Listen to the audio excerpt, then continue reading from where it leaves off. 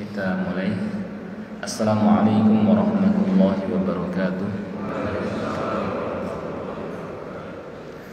Alhamdulillahi rabbil alamin, wa bihi nasta'in ala umurid dunya waddin. Ashhadu an la ilaha illallah al-malikul haqqul mubin, wa ashhadu anna Muhammadar rasulullah sadiqul wa'dil amin. Allahumma salli wa sallim ala nabiyyina wa habibina Muhammadinil amin wa ala alihi at-tahirin wa ashabihi al-akramin wa man ihtada bihadihi al-mubin ila yaumiddin, amma ba'd. Pertama-tama kita panjatkan puja dan puji syukur kehadirat Allah Subhanahu wa taala atas segala nikmat yang terus Dia limpahkan kepada kita semua, terutama adalah nikmat Islam. Demikian pula nikmat taufik, dimudahkan kita oleh Allah Subhanahu wa taala untuk menjalankan ajaran agamanya, di antaranya adalah sholat subuh berjamaah, dan kemudian kita lanjutkan dengan menyempatkan hadir di majelis ilmu atau majelis ta'lim, di mana masing-masing daripada keduanya memiliki keutamaan yang sangat-sangat besar. Sholat subuh berjamaah afdalu min sholatil fardhi bi 27 darajah. Ya, sholat berjamaah lebih utama daripada sholat sendiri dengan 27 derajat. Kemudian man shallal bardain dakhalal jannah, barang siapa yang melakukan sholat di saat suasana sejuk, yaitu subuh dan asar, maka dia bakal masuk ke dalam surga. Kemudian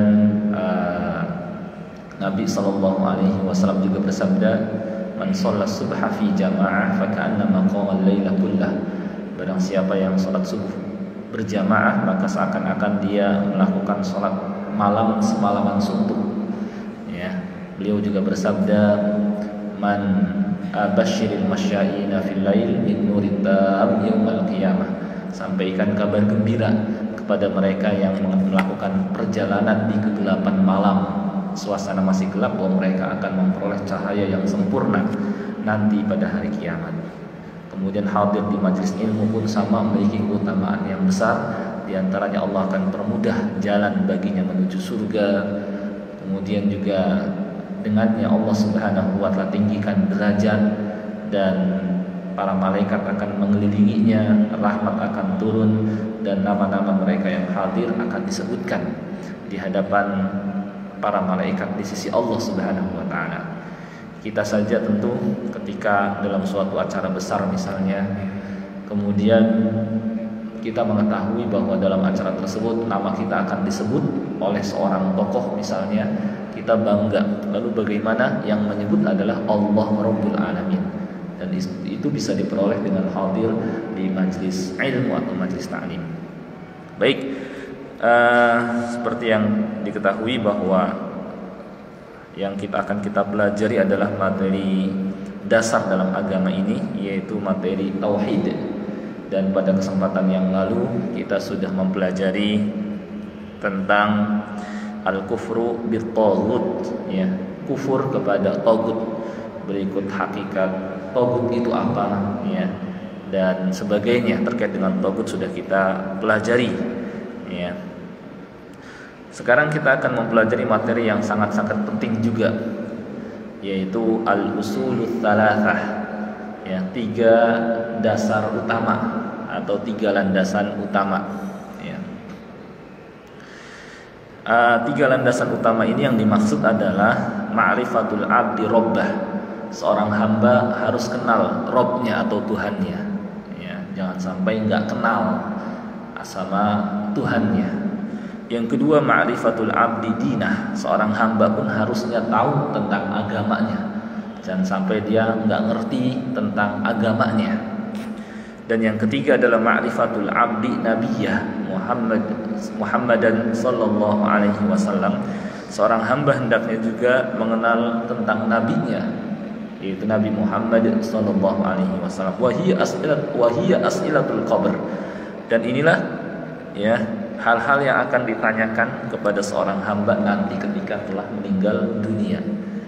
yakni seorang hamba ketika meninggalkan dunia ini, ya, dicabut nyawanya oleh malaikat maut dan kemudian dimasukkan ke dalam kubur, ya.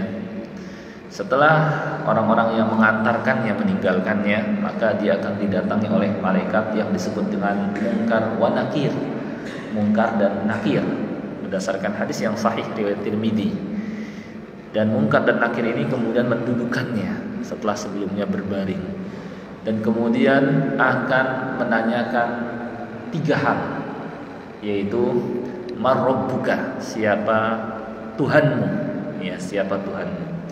Kemudian menanyakan ma dinuka, apa agamamu.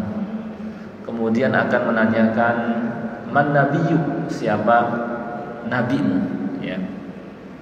Seorang mukmin yang dia telah belajar agama, ya, dia menyempatkan yang mempelajari agamanya, berusaha untuk mengenal Tuhannya Allah Subhanahu wa taala, ya, dengan mempelajari kitabnya, dengan mempelajari sunnah Rasulnya Sallallahu Alaihi Wasallam, ya, maka Allah akan permudah dia menjawab pertanyaan tersebut, sebagaimana firman Allah Taala di surah Ibrahim, yutsabbitullahu alladhina amanu bil qawli tsabiti fil hayatid dunya wa fil akhirah. Allah akan meneguhkan hati dan pendirian orang-orang yang beriman ya, dalam kehidupan dunia, ya, dengan ucapan yang teguh. Ucapan yang teguh di sini kata para mufassir adalah kalimat tauhid, la ilaha illallah. La ilaha illallah. Allah akan teguhkan dia, ya, karena dia teguh di atas tauhid, istiqomah di atasnya, maka balasannya wa fil akhirah. Demikian pula di akhirat. Akhirat diawali dengan alam kubur. Allah akan teguhkan ketika dia ditanya oleh malaikat Munkar dan Nakir yang menyeramkan dan mengerikan dan pemandangannya menakutkan. Allah akan teguhkan. Dia akan mengucapkan Rabbi Allah, Tuhanku adalah Allah, ya, Tuhanku adalah Allah. Ini ketika dia sabat, ya, istiqomah di atas tauhid, sebagai balasan istiqomah dia di atas tauhid, sebagaimana firman Allah, innal ladina qalu rabbuna Allah tsumma istaqamu tatanazzalu alaihimul malaikatu alla takhafu wa la tahzanu wa abshiru bil jannati allati kuntum tu'adun. Sesungguhnya orang-orang yang menyatakan Rabb kami adalah Allah, kemudian mereka istiqomah di atasnya, maka nanti para malaikat akan turun ketika hendak mencabut nyawanya dengan menenangkannya, mengatakan alla takhafu, jangan khawatir, wala tahzanu, demikian pula enggak perlu bersedih hati, enggak usah khawatir terhadap apa yang akan engkau hadapi setelah engkau meninggal dunia, dan ketika nanti engkau masuk ke dalam kubur, dan ketika engkau dibangkitkan nanti, tenang, alla takhafu wala tahzanu. Demikian pula enggak perlu bersedih hati terhadap apa yang engkau tinggalkan, baik harta, baik keluarga, karena Allah akan siapkan gantinya atau akan Allah pertemukan nanti. Alla takhafu wa la tahzanu wa abshiru bil jannah, dan bergembiralah dengan surga yang allati kuntum tu'adun, yang dijanjikan kepadamu, dan seterusnya. Nah, seorang mukmin, ya, dia akan dipermudah oleh Allah Subhanahu wa taala bil qauli tsabit, karena keteguhannya dia di atas kalimat tauhid, ya. Dan itu bisa diraih istiqomah di atas tauhid ketika dia, ya, belajar tauhid, ya, belajar tauhid, kemudian dia pun mengamalkannya dengan menjaga tauhidnya dari segala yang merusaknya seperti syirik akbar, dan dari segala yang mengurangi kesempurnaannya seperti syirik asghar. Dia jaga, maka balasannya Allah Subhanahu wa taala akan teguhkan, sehingga dia akan mudah menjawab, ya, Rabbi Allah, Tuhanku adalah Allah. Kemudian akan ditanya lagi, madinuk, apa agamamu, ya, apa agamamu.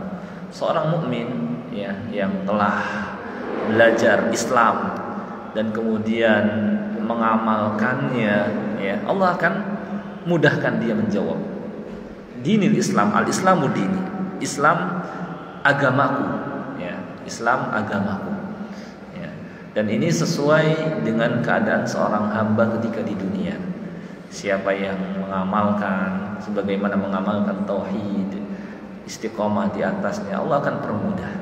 Al-Islamu dini, Islam agamaku. Demikian pula akan ditanya, man nabiyyuk, siapa nabimu? Ya. Seorang yang telah belajar, seorang mukmin yang telah belajar agama pun juga akan Allah Subhanahu wa taala permudah. Dia akan menjawab, Muhammad Nabi sallallahu alaihi wasallam. Muhammad adalah nabiku ya sallallahu alaihi wasallam. Ya. Nah, ini inilah 3 yang akan ditanyakan kepada seorang hamba setelah meninggal dunia. Ya.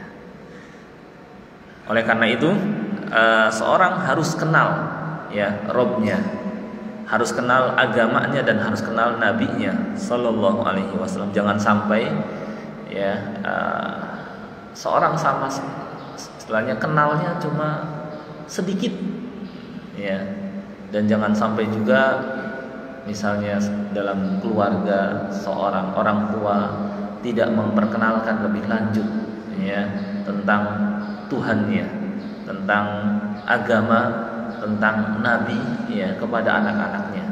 Kalau dia ingin kebaikan kepada mereka, hendaknya dia kenalkan sebagaimana Luqman memperkenalkan, wa idz qala Luqmanu libnihi wa huwa ya'idhu ya bunayya la tusyrik billah innasyirka la dzulmun 'adzim. Ya, diperkenalkan. Ya. Jangan sampai dibiarkan anaknya lebih kenal sama selain Allah karena dibiarkan nonton televisi, difasilitasi, kemudian yang ditonton pun ya apa saja yang dia mau, tidak disaring, tidak diperhatikan, tidak diawasi, akhirnya nonton film-film dari India misalnya atau dari luar sana ya, yang diperkenalkan kepada mereka nama-nama dewa-dewa, sampai kenal sama dewa-dewa, sama Allah nggak kenal, sampai kenal Brahma, Wisnu atau dewa-dewa yang lain, sama Allah nggak kenal, sampai punya anggapan bahwa di alam semesta ini ada penguasa-penguasa yang banyak, dewa-dewa itulah penguasanya. Nah ini sama aja orang tua itu nggak sayang kepada anaknya. Ya. Maka seorang orang tua harus kenalkan bahwa alam semesta ini penciptanya, penguasanya, pengaturnya hanya satu, yaitu Allah Subhanahu wa taala, dan dialah yang satu-satunya yang berhak disembah. Dan apa yang kamu lihat di televisi itu khayalan, itu bohongan, ya nggak benar, harus diberitahukan. Demikian pula seorang hamba pun hendaknya kenal sama agamanya, ya. Dianya berikut keluarganya, kalau dia sayang, diperkenalkan tentang agamanya, Islam, ya. Dan bahwa Islam adalah satu-satunya agama yang diridhoi oleh Allah Subhanahu wa taala, karena di dalamnya Allah diesakan, Allah disembah, ya. Sedangkan agama-agama selain Islam Allah disekutukan, sehingga Allah tidak ridho kecuali dengan agama Islam saja. Sebagaimana firman Allah, wa raditu lakumul Islam madina, dan aku ridhoi Islam itu sebagai agama bagimu. Demikian pula firman Allah, wala yarda li'ibadihil kufr. Allah Subhanahu wa taala tidak ridho hamba-hambanya melakukan kemusyrikan. Allah tidak ridho hamba-hambanya melakukan kekafiran, ya. Konsekuensinya, kalau Allah hanya ridho dengan Islam, berarti Allah nggak ridho dengan agama-agama selain Islam. Ya, demikian pula dia harus kenal. Ya, nanti mungkin suatu saat saya akan terangkan lebih lanjut supaya kita semakin cinta dan bangga dengan agama ini. Ya, mazaya al-Islam, keistimewaan agama Islam. Ya. Ini sekedar pengantar saja dulu. Kemudian yang ketiga, ma'rifatul abdi nabiyahu Muhammadan sallallahu alaihi wasallam. Hendaknya juga seorang hamba kenal sama nabinya Muhammad sallallahu alaihi wasallam. Ya, tentang beliau lebih lanjut, ya. Nanti insyaallah kita akan pelajari masing-masingnya. Baik, di antara 3 ini nah kemudian ketika seorang hamba bisa menjawab apa yang akan dia peroleh berdasarkan hadis Barra bin Azib, dia akan memperoleh yang namanya nikmat kubur. Karena di alam kubur itu ada fitnah, ada azab, dan ada nikmat. Ya, fitnah itu maksudnya adalah ujian. Ujian ini adalah pertanyaan, diuji. Ya, diuji dengan beberapa pertanyaan ini. Itu fitnah. Orang mukmin akan Allah permudah sehingga setelahnya dia mendapatkan nikmat kubur. kubur yang tadinya sempit, yang kita ketahui sama-sama gelap, sempit menjadi lapang. Kemudian yang gelap pun Allah berikan cahaya, ya karena sholat mereka, karena ibadah mereka di dunia. Karena as-sholatu nur, kata Nabi SAW. Sholat itu cahaya, cahaya dalam kehidupan dunia, cahaya di alam kubur, dan cahaya nanti pada hari kiamat. Ya, Allah akan lapangkan, dan dia pun merasakan kenikmatan, dan kuburnya pun menjadi raudhah min riyadil jannah, salah satu di antara taman-taman surga. Ya, dan menjadi istirahat tempat dia, menjadi tempat istirahatnya. Sebaliknya, kalau dia tidak bisa menjawab pertanyaan ini, atau ujian ini, atau fitnah ini, maka sebagaimana firman Allah Ta'ala, wa yudillullahu adh-dhalimin, Allah akan sesatkan orang-orang yang zalim, orang-orang kafir, orang-orang munafik. Ya, dia nggak bisa jawab. Dia akan mengatakan ketika ditanya marabbuk, la adri, saya nggak tahu. Ditanya lagi, ma dinuk, apa agamamu? La adri. Lafaz hadisnya seperti itu. Ya, saya ikuti orang-orang kebanyakan, orang begini saya begitu. Ya, ditanya lagi, man nabiyyuk? La adri. Saya nggak tahu. Gitu. Maka ya, dalam hadis diterangkan dia pun dipukul dengan mitroqoh, palu, yang seandainya gunung dipukul dengannya lalu akan hancur. Ya, kalau dipukul dengan, dia pun berteriak dengan teriakan yang terdengar oleh segala sesuatu kecuali illa taqalain, kecuali jin dan manusia. Ya, dan setelahnya pun dia mendapatkan yang namanya azab kubur. Ya, kuburnya yang tadinya yang agak muat buat badannya menjadi dihimpit oleh kubur. Ya, dan di dalam kubur dia pun mendapatkan siksaan dan menjadi hufrah min hufarin nar, salah satu di antara jurang menuju neraka, wal iyadu billah. Ya. Dalam hadis diterangkan ketika dia tidak bisa menjawab, ada seruan dari langit, ang kadzaba, dia bohong. Fa afrishuhu minan nar, siapkan untuk dia tempat tikar dari neraka, dan bukakan pintu ke neraka sehingga dia merasakan panasnya dan seterusnya. Ya. Sehingga orang yang meninggal dunia dan masuk ke dalam kubur gak selamanya semuanya istirahat. Bahkan yang ada yang tambah lebih parah lagi. Ya. Sebagian orang merasa setelah meninggal dunia ini dia akan istirahat, pulang ke rahmat Allah. Belum tentu. Ya. Ada juga yang dia mendapatkan azab dari Allah Subhanahu wa taala, tergantung amalnya ketika di dunia. Ya, tergantung amalnya di dunia. Kalau seandainya kematian itu menjadi istirahat semua orang, maka akan banyak orang menginginkan kematian. Ya, seperti yang dianggap mungkin oleh sebagian orang-orang kafir, ketika mereka merasa sudah tidak bisa menjalani hidup di dunia ini dengan banyaknya cobaan, ya, penderitaan, akhirnya dia bunuh diri karena menganggap bahwa setelah meninggal dia istirahat, padahal belum tentu. Ya, kalau kita ya meyakini bahwa di alam kubur itu nggak semua orang mendapatkan nikmat, ya, terkadang dia mendapatkan, bahkan banyak yang mendapatkan azab, waliyadzubillah. Bagaimana Nabi SAW suatu ketika melewati 2 kubur.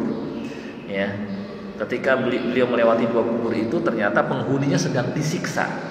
Ya, kata Nabi SAW, innahuma la yu'adzaban, keduanya sedang diazab. Ya, yang satu fakana la yastanzih minal baul, dia tidak menjaga dirinya dari buang air kecil. Buang air kecil tidak cebok, najisnya kemana-mana. Yang kedua, yang satu lagi an-namam, suka ngadu domba. Ya, ngadu domba sehingga hubungan dan malah menjadi permusuhan antara yang satu dengan yang lain. Ya, maka Nabi SAW ambil pelepah kurma kemudian menancapnya selama masih basah, semoga Allah Subhanahu wa taala ringankan azabnya. Ya, menunjukkan manusia ya banyak juga yang diazab di kubur. Ya. Nah, di antara 3 pertanyaan ini yang kita akan pelajari, pertama adalah ma'rifatul abdi rabbah. Hendaknya seseorang yang pertama kenal sama Robnya, sama Tuhannya. Ya. Di sini ada beberapa poin minimal kita kenal dan cara kita mengenal. Ya. sarana dan cara agar kita bisa mengenal lebih lanjut Allah Subhanahu wa taala adalah dengan kita, yakni dengan dalil sam'i, baru kemudian dengan dalil akli. Dalil sam'i maksudnya dengan kita mempelajari kitabullah, dengan kita mempelajari hadis Rasulullah sallallahu alaihi wasallam, maka kita kenal lebih lanjut Allah Subhanahu wa taala. Kita baca Al-Qur'an, alhamdulillahi rabbil alamin, segala puji bagi Allah Rabbul alamin. Oh, ternyata Allah Rabbul alamin, pencipta, penguasa, pengatur alam semesta. Kemudian sifat Allah, qul huwallahu ahad, Allah Maha Esa, dia cuma satu, enggak berbilang. Allahus Samad, Allah adalah Tuhan yang seluruh makhluk butuh dan bergantung kepadanya. Lam yalid, tidak beranak, walam yulad, dan tidak pula diperanakkan. Walam yakul lahu kufuwan ahad, dan tidak ada seorang pun yang setara dengan Allah Subhanahu wa taala. Demikian pula ketika dia membaca ayat kursi, Allahu la ilaha illa huwal hayyul qayyum, Allah adalah Tuhan yang tidak ada yang berhak disembah kecuali Dia saja. Al-Hayyu Al-Qayyum, yang maha hidup lagi mengurus makhluknya sendiri. La ta'khudhuhu sinatu wa la naum, dia tidak ngantuk juga tidak pernah tidur, ya, dan seterusnya. Akhirnya dia kenal lebih lanjut, ya, karena kalau mengandalkan kemampuan akal kita nggak bisa, ya. Allah Subhanahu wa taala, yakni kata Allah dalam Al-Qur'an di surah Al-An'am, la tudrikuhul absar wa huwa yudrikul absar. Allah tidak bisa dijangkau oleh penglihatan kita. Wa huwa yudrikul absar, tapi Allah menjangkau semuanya. Menunjukkan tidak cukup mengenal Allah dengan seperti yang dilakukan oleh sebagian orang, namanya ilmu filsafat atau kalam, ya. Dia pelajari berusaha mengenal Allah Subhanahu wa taala pakai akal, ya, saja, tanpa menggunakan wahyu, enggak sampai, ya. Sampai-sampai Allah Subhanahu wa taala berfirman di akhir surah Asy-Syura, wa kadzalika auhayna ilaika qur'anan wa kadzalika auhayna ilaika ruham min amrina ma kunta tadri mal kitab wal iman. Sebelumnya engkau enggak kenal apa itu kitab, apa itu iman, sampai Allah Subhanahu wa taala tunjukkan wa wajadaka dhallan fahada. Sebelumnya engkau tidak tahu, sampai Allah Subhanahu wa taala tunjuki, menunjukkan enggak cukup. Ya, maka keliru mereka yang belajar agama berlepas dari wahyu, hanya mengandalkan akal, seperti kaum mutakallimin atau falasifah, orang-orang filosof, ya, menggunakan akal. Nggak sampai, karena terbatas akal kita dan penglihatan kita. Yang ada gimana hasilnya? Yang ada dikhawatirkan, ya, berbicara tentang Allah tanpa ilmu. Yang Allah larang, wa antaqulu 'ala Allahi ma la ta'lamun, dan jangan sampai kalian berkata tentang Allah tanpa ilmu. Sebagian generasi kita yang mereka belajar agama, misalnya ngambil jurusan Usuluddin, namanya bagus Usuluddin, seharusnya itu nama syar'i. Nama akidah itu ada beberapa nama, ada akidah Islamiyah, ada Usuluddin, ada Asy-Syari'ah, ada As-Sunnah, ada Usulus Sunnah, ada Al-Fiqhul Akbar. Ini nama-nama istilah yang benar terhadap akidah, ya. Tapi kemudian sebagian orang menyimpangkannya, menyebutnya dengan nama teologi atau kalam. Ini enggak syar'i nama seperti ini, ya. Karena kenapa kita katakan enggak syar'i? Beda rujukan. Kalau Usuluddin, kalau Syariah, kalau Fiqhul Akbar, As-Sunnah, I'tiqaduddin, ya, Usulus Sunnah, marojiknya Al-Qur'an dan As-Sunnah, ya, dan Al-Ijma', marojiknya yang disepakati oleh Ahlus Sunnah wal Jamaah. Tapi kalam, filsafat, marojiknya bukan Al-Qur'an dan As-Sunnah. Coba aja lihat. Maka karena marojiknya, rujukannya bukan Al-Quran dan As-Sunnah, kembalinya kepada akal, maka ya hasilnya pun ya macam-macam. Dan di sana disebutkan kalam, ucapan para pemikir, filosof, pendapat. Sangat disayangkan mereka yang istilahnya Usuluddin, ya, tapi meninggalkan wahyu, akhirnya menyimpang. Sehingga nggak heran mereka yang ngambil jurusan usuluddin karena marojinya bukan Al-Quran dan As-Sunnah serta Al-Ijma', sehingga nyeleneh, dan itu kenyataan. Sampai macam-macam lah kalimat-kalimat pernyataan yang ditampilkan, yang ditunjukkan, yang tadinya suatu perguruan tinggi diharapkan menjadi mencerahkan masyarakat, menunjuki masyarakat, yang ada malah membuat menyimpang atau menyesatkan, ya. Ada sampai sebutan terjadi kemurtadan di sebuah kampus. Nah, ini karena apa? Usuluddinnya tidak merujuk kepada kitabullah, tidak merujuk kepada sunnah Rasulullah sallallahu alaihi wasallam dan al-ijma', yakni pemahaman para sahabat radhiyallahu anhum, sehingga terjadi, ya. Dan perumpamaannya, ya, perumpamaannya seperti, ya, ada unta mencari air, dia keliling dunia, ya, padahal di dekatnya ada sumber air, ya. Seakan-akan dia ingin mencari kebenaran, ya, dengan berpikir, mengandalkan akalnya dan mendengarkan perkataan manusia, tapi dia tinggalkan perkataan firman Allah, ya, yang lebih tahu tentang dirinya, dan sunnah Rasulullah sallallahu alaihi wasallam yang mendapatkan wahyu dari Allah Subhanahu wa taala, ya. Dan menyusahkan dan memakan waktu yang lama, ya. Sehingga ada perumpamaan orang yang belajar wahyu, ketika ditanya di mana telinga, mudah, oh di sini.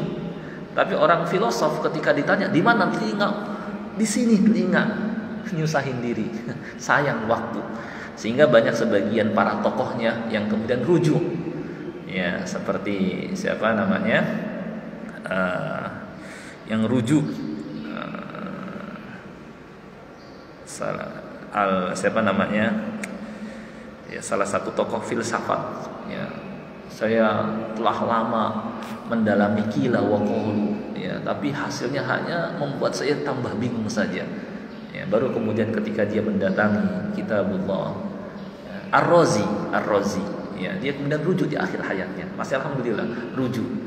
Ya, sayang banget waktu saya habiskan hanya mengumpulkan pendapat manusia untuk mengenal Allah. Padahal kalau dia mendatangi kitabullah dan sunnah sudah cukup.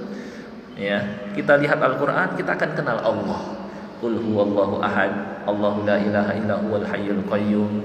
Kemudian ya ayyuhan nasu ubudu rabbakumul ladzi khalaqakum walladzina min qablikum la'allakum tattaqun, dan seterusnya. Kita akan kenal Allah. Huwallahu alladzi la ilaha illahu al-malikul quddusus salamul mu'minul muhaiminul azizul jabbarul mutakabbir subhanallahi amma yusyrikun. Kenal udah, enggak bingung-bingung, ya. Nah, maka cara untuk mengenal Allah adalah dengan wahyu. Akan tetapi karena Allah telah mengaruniakan kepada kita akal, maka akal pun, ya, kita pakai juga, karena Allah Subhanahu wa taala perintahkan afala ta'qilun, afala tatafakkarun, maka gunakan akal, ya, untuk menguatkan, bukan untuk menolak. Dan keadaan wahyu dengan akal itu seperti keadaan antara mata dengan cahaya. Mata supaya bisa melihat area sekelilingnya dengan jelas, maka butuh ada yang namanya cahaya, ya. Kalau mata tidak dibarengi cahaya, ngelihat sekelilingnya gelap, ya, nggak cukup mengandalkan mata untuk melihat, tapi harus ada cahaya. Cahaya itulah wahyu, ya, sedangkan mata itulah akal, ya. Jadi nggak ada yang namanya bertentangan antara akal dan wahyu, nggak akan bertentangan selamanya, karena wahyu yang mendorong supaya akal ini berpikir, ya. Dan kalau kita perhatikan, kita akan ketahui kebenaran wahyu dengan berpikir, dengan menggunakan akal kita, ya. Kapan waktu mungkin saya akan bisa terangkan lebih lanjut mengenal Allah Subhanahu wa taala lewat wahyu yang didukung oleh akal. Insyaallah, ya. Kan dalam Al-Qur'an, inna fi khalqis samawati wal ardi wa ikhtilafil laili wan nahari laayatil liulil albab. Sesungguhnya pada penciptaan langit dan bumi, pergantian malam dan siang, di sana terdapat ayat-ayat, tanda-tanda tentang Allah Subhanahu wa taala bagi orang yang berakal. Kapan waktu mungkin, itu panjang pembahasannya, karena kita fokus di sini, kita selesaikan dulu sedikit lagi insyaallah. Wa fihi masail, di sini ada beberapa poin, ya. Pertama, anna rabbana huwallahu alladzi rabbana wa rabb jami'al alamin bi ni'amihi. Bahwa Allah Subhanahu wa taala dialah Tuhan kita. Alladzi rabbana, yang mengurus kita, bukan hanya sekedar menciptakan, tapi dia juga memperhatikan, mengurus kita. Makanya disebut dengan alhamdulillah, dikatakan alhamdulillahi rabbil alamin. Rabb di situ mencakup yang menciptakan juga yang memperhatikan, mengurus. Kalau seandainya kita hanya diciptakan, setelah itu dibiarkan, kita gak akan tahan lama hidup di dunia, gak akan tahan lama. Tapi Allah Subhanahu wa taala karena rahmatnya, karena nikmatnya, karena kasih sayangnya, setelah diciptakan, dia siapkan kebutuhan kita agar kita dapat melangsungkan kehidupan di dunia. Diciptakanlah olehnya hewan-hewan, diciptakanlah olehnya, ditumbuhkanlah olehnya tumbuh-tumbuhan, diturunkan hujan dari langit, ya. Itu semua lakum, kata Allah, untuk kalian, supaya kalian walakum fil ardi mustaqarru wa mata'un ilahin. Di dunia itu kamu memperoleh tempat dan memperoleh kesenangan sampai waktu yang ditentukan, sehingga kita dapat hidup, ya, dengan fasilitas yang Allah Subhanahu wa taala siapkan untuk kebutuhan jasmani. Kalau jasmani saja diperhatikan oleh Allah Subhanahu wa taala, apalagi rohani, tentu Allah Subhanahu wa taala lebih perhatikan lagi. Maka Allah turunkan kitab, maka Allah Subhanahu wa taala utus rasul, bukti perhatian Allah kepada manusia. Kalau seandainya Allah tidak perhatikan, ya, setelah diciptakan udah dibiarin, nggak akan disiapkan kebutuhan, mungkin hanya hidup beberapa saat, kemudian kita kelaparan, nggak ada makan, kehausan, nggak ada minuman, mati.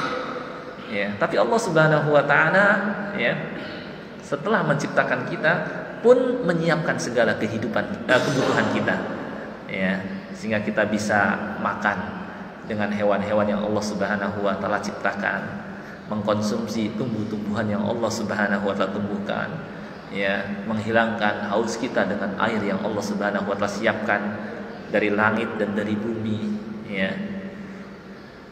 Nah, ini Allah Subhanahu wa taala, dia yang mencipta dan mengurus kita, ya.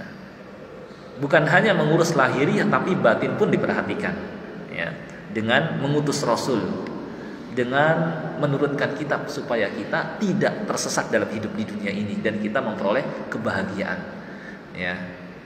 Itulah wahyu yang Allah Subhanahu wa taala turunkan kepada rasul-rasulnya. Siapa yang ngikutin maka dia akan bahagia. Kata Allah, "Famanittaba'a hudaya fala yadhillu wa la yashqa." Siapa yang ngikutin petunjukku dalam hidup di dunia ini. Petunjuk Allah ada dalam kitabnya dan pada, ya, tuntunan rasulnya, ya. Fala yadhil, dia enggak akan tersesat dalam hidupnya di dunia ini, wala yashqa, demikian pula tidak akan sengsara. Ya. Kebalikannya, siapa yang waman a'rada an dzikri, berpaling dari peringatanku, fa innalahu ma'isyatan dhanka, dia akan memperoleh kehidupan yang sempit, kesengsaraan, kegundahan, tidak bahagia, meskipun dia memperoleh mungkin harta yang banyak, ya, meskipun dia memperoleh banyak kenikmatan, ya. Karena kebahagiaan itu bukan ketika banyak harta, ketika memperoleh kedudukan, ya, ketika dia mendapatkan berbagai macam kenikmatan. Tapi kebahagiaan itu ketika bahagia dalam hatinya, nyaman, ya. Dan itu bisa diraih dengan mengikuti petunjuk Allah Subhanahu wa taala, ya. Baru nanti kebahagiaan yang hakiki dengan masuk ke dalam surga yang semua yang diinginkan ada, gitu, ya. Wa rabbal jami'al alamin bi ni'amihi. Pertama kita kenal Allah Subhanahu wa taala Rabbul alamin, dan dialah yang mentarbiyah, mengurus alam semesta ini secara keseluruhan dengan nikmat-nikmatnya, ya. Yang Allah Subhanahu wa taala la ta'khuduhu sinah, enggak pernah ngantuk, saking sempurnanya sifat Allah Subhanahu wa taala. Wala naum, juga enggak tidur. Kalau seandainya Allah tidur, tentu banyak makhluk yang terbengkalai, enggak akan hidup, ya, dengan makhluk yang jumlahnya jutaan, ya, hewan-hewan kok dari kemarin masih hidup juga. Ada yang mungkin mengandalkan perutnya dalam berjalan, ada yang, ya, enggak bisa melihat, ya, dengan beraneka ragam kok masih hidup. Siapa yang memberikan rezeki kepada mereka kalau bukan Allah? Wa ma min dabbatin fil ardi illa 'ala Allahi rizquha. Tidak ada satu makhluk melata pun di muka bumi kecuali atas tanggungan Allah lah rezekinya. Dia tidak pernah tidur. Nah, ini kita jadi kenal Allah Subhanahu wa taala. Setelah kita mengetahui bahwa Allah pencipta, penguasa, pengatur, pengurus alam semesta ini, maka kita harus yakin annallaha azza wa jalla huwal ma'bud wa laysa lana ma'budun siwah. Allah Subhanahu wa taala dialah satu-satunya yang berhak disembah. Ya. Karena keadaannya yang menciptakan, yang mengurus, mengatur alam semesta, ya berhak disembah. Masa yang disembah yang tidak menciptakan, yang tidak mengurus, apalagi sesama makhluk. Ya, makanya Islam datang untuk memerdekakan manusia min ibadatil ibad ila ibadati rabbil ibad. Suatu ketika Rib'i bin Amir dikirim oleh Sa'ad bin Abi Waqqas untuk menghadapi Rustum, ya, komandan Persia. Ya, ditanya sama Rustum, man ladzi ba'atha bik, ya, apa yang engkau bawa? Ajaran apa sih yang engkau bawa? Maka kata Rib'i bin Amir, ya, sahabat Nabi sallallahu alaihi wasallam, utusan delegasi atau utusan kaum muslimin, ya, Allah yang mengirim kami dengan membawa agamanya, litahriril ibad, untuk memerdekakan hamba, min ibadatil ibad, dari menyembah antar sesama hamba, ila ibadati rabbil ibad, dan agar menyembah Tuhan seluruh hamba, ya, wa min dzikil adyan ila adlil Islam, dan dari kezaliman berbagai agama menuju kepada keadilan Islam, dan seterusnya. Ya. Nah, kata Allah Subhanahu wa taala dalam Al-Qur'an, wa min ayatihi al-lailu wan-nahar wasyamsu wal-qamar la tasjudu lisyamsi wa la lil-qamar wasjudu lillahi alladzi khalaqahunna in kuntum iyyahu ta'budun. Di antara tanda-tanda kekuasaannya adalah malam dan siang, matahari dan bulan. Janganlah kalian sujud kepada semua itu, tetapi sujudlah kepada yang menciptakan semua itu jika kalian memang hanya beribadah kepadanya. Ya, ini kan benar. Memang yang berhak disembah ya yang menciptakan alam semesta ini, bukan yang diciptakan. Apalagi yang keadaannya lebih lemah daripada penyembahnya, seperti patung berhala. Ya.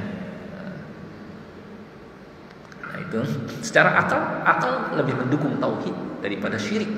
Ya. Coba aja kita bandingkan firman Allah Ta'ala, Qul huwallahu ahad, ya, surah Al-Ikhlas, dengan keyakinan orang-orang musyrik apapun nama agamanya. Akal akan memenangkan Al-Ikhlas. Yakin nggak kira-kira Pak? Lebih benar, dan secara akal sehat kita lebih benar mana? Keyakinan Islam di surah Al-Ikhlas dengan keyakinan orang-orang musyrik. Kita bandingkan. Qul huwallahu ahad, katakanlah Allah Maha Esa. Orang-orang musyrik Tuhan itu banyak. Akal lebih mendukung mana? Tuhan banyak dengan Tuhan satu. Tuhan satu. Karena akan banyak konsekuensi kalau Tuhan banyak. Ya. Kalau Tuhan banyak, maka akan terjadi banyak kebijakan di alam semesta. Sekarang kita ridho enggak kalau negara kita presidennya, misalnya satu negara anggap 10 presiden dengan satu presiden, kira-kira jadinya gimana? Satu pemerintahan 10 presiden dengan satu presiden. Kalau 10 presiden gimana? Akan jadi gimana? Akan banyak kebijakan, dan rakyatnya akan bingung mana yang harus ditaati. Ya, satu presiden memerintahkan begini, presiden kedua memerintahkan begitu, presiden ketiga memerintahkan beda lagi, presiden keempat beda lagi, bingung rakyat. Ya, demikian pula alam semesta ini, kata Allah, "Lau kana fihima alihatun illallah la fasadata." Kalau seandainya di langit dan di bumi ini ada Tuhan-Tuhan yang lain di samping Allah, hancur alam semesta ini. Gak akan jalan alam semesta ini. Satu Tuhan menetapkan matahari dari timur, yang lain jangan dari timur terus, kali-kali dari barat aja. Ya, yang lain lagi jangan dari barat, dari kali-kalilah dari utara. Yang lain dari selatan. Bingung matahari. Mau yang mana Tuhan yang saya harus taatin ini? Kalau ini nanti ini nggak ridho, kalau itu jadi bingung. Misalnya gelap terus alam semesta ini. Kalau pakai akal, Allahus Samad, bandingkan lagi pakai akal lebih mendukung yang mana? Allah menyatakan Allahus Samad, Allah adalah Tuhan yang seluruh makhluk bergantung kepadanya, karena keadaan yang maha kaya, karena keadaan yang maha kuasa, sehingga manusia fakir butuh kepadanya. Ya, dan mohon kepadanya karena Dia Maha Kuasa. Dengan yang satu ya miskin dan gak bisa berbuat apa-apa seperti patung dan berhala. Ya, patung dan berhala punya harta? Nggak punya. Patung dan berhala bisa berbuat macam-macam gitu? Bisa nggak? Nggak. Kata Allah, alahum arjulu yamshuna biha. Apakah patung dan berhala itu punya kaki yang dengannya mereka bisa berjalan? Am lahum a'yunu yubsiruna biha. Apakah mereka punya mata yang dengan mata itu mereka bisa melihat? Am lahum adanu yasma'una biha. Ataukah mereka punya telinga yang dengan telinga itu bisa mendengar panggilan orang yang berdoa? Ya. Am lahum aidi yabtishuna biha. Apa punya tangan yang dengan tangan itu mereka bisa ya mungkin membantu atau membela dirinya ketika ada serangan, gitu seperti halnya dulu Nabi Ibrahim alaihissalam menghancurkan. Mungkin mereka punya tangan bisa nangkis, kan enggak. Nah sekarang apa pantas Tuhan yang begini disembah, yang nggak bisa berbuat apa-apa dan miskin juga misalnya, sedangkan Allah ala kulli syai'in qadir, Maha Kuasa atas segala sesuatu. Innama amruhu idza arada syai'a ayyakula lahu kun fayakun. Yang kalau sudah menetapkan sesuatu cuma mengucapkan kun jadi langsung jadi. Gitu ya. Yang Maha Kuasa, Maha Kaya. Ya ayyuhan nas antumul fuqara'u ila Allah. Wahai manusia, kalian semua butuh kepada Allah. Wallahu huwal ghaniyyul hamid. Sedangkan Allah Maha Kaya lagi Maha terpuji. Bandingkan lagi, lam yalid wa lam yulad, tidak beranak dan tidak pula diperanakan, dengan yang katanya ada yang punya anak. Kalau sudah punya anak berarti Tuhannya banyak, anak-anak jadi Tuhan semua. Jadi banyak Tuhan itu. Dan harusnya sama keadaan anak dengan bapaknya. Jangan sampai anaknya misalnya sampai disalib misalnya. Secara akal ini, kalau kita mau pakai akal ya. Karena akal itu digunakannya untuk berpikir dan untuk menguatkan membuktikan kebenaran wahyu juga.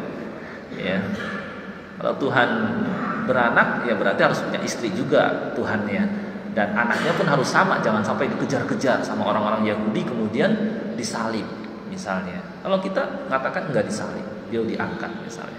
Walam yakul lahu kufuwan ahad, dan tidak ada yang setara sama dengan Allah Subhanahu wa taala. Bandingkan ya dengan anggapan bahwa yang lain ada juga sama dengan Allah. Ya, benar mana secara akal? Pasti membenarkan surah Al-Ikhlas. Ya karena memang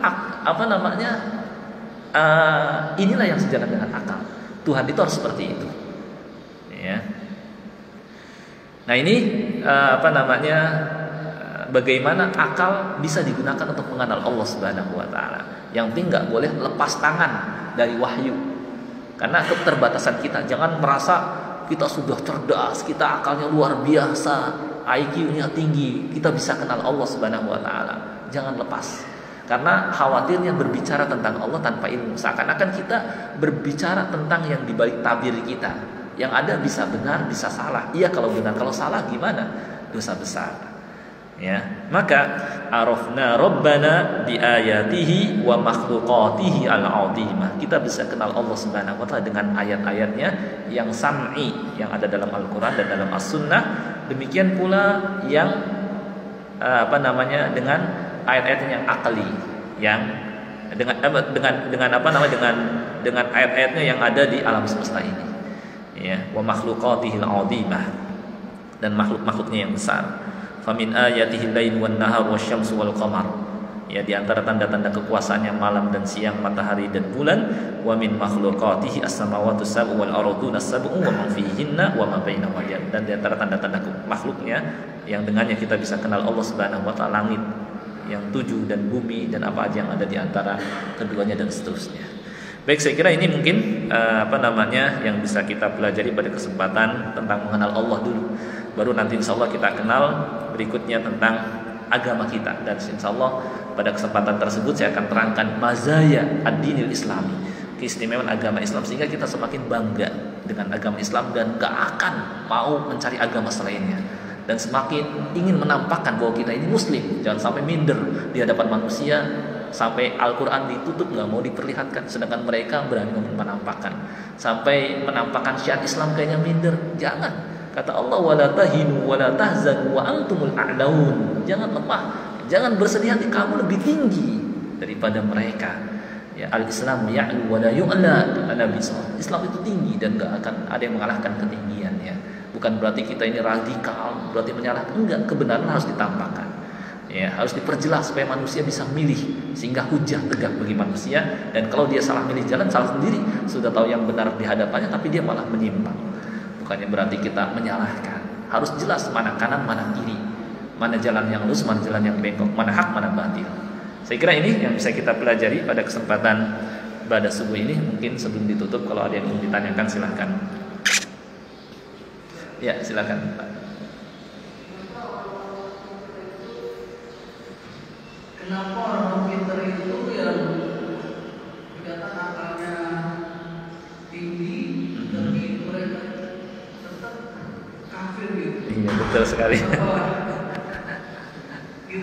Iya. Aneh ya Pak ya. Ada orang yang sampai profesor, kemudian gelarnya banyak, kemudian juga bisa bikin ini, bikin itu, tapi kok dia masih di atas kekafiran. Nah ini dia. Benarlah firman Allah Ta'ala ketika dia berfirman, ya'lamuna zahiran minal hayatid dunya. Mereka pintar, mereka berilmu tentang hal dunia ini. Wahum 'anil akhirati hum ghafilun. Cuma sayang terhadap urusan akhirat mereka lalai, enggak sempat berpikir. Padahal enggak susah payah mikirin. Ya. Enggak susah memikirkan tentang adanya Allah, keberhakannya untuk disembah, dan bahwa dia pencipta penguasa alam semesta satu-satunya. Enggak susah mikirnya, banyak buktinya di hadapannya. Wa fi anfusikum, dan dalam diri dia pun ada buktinya. Ya. Benarlah firman Allah ketika dia berfirman, awalam nu'ammirkum ma yatadzakkaru fihi man tadzakkar. Bukankah kami telah memanjangkan usiamu, yang dalam usia yang panjang itu seharusnya seorang berpikir.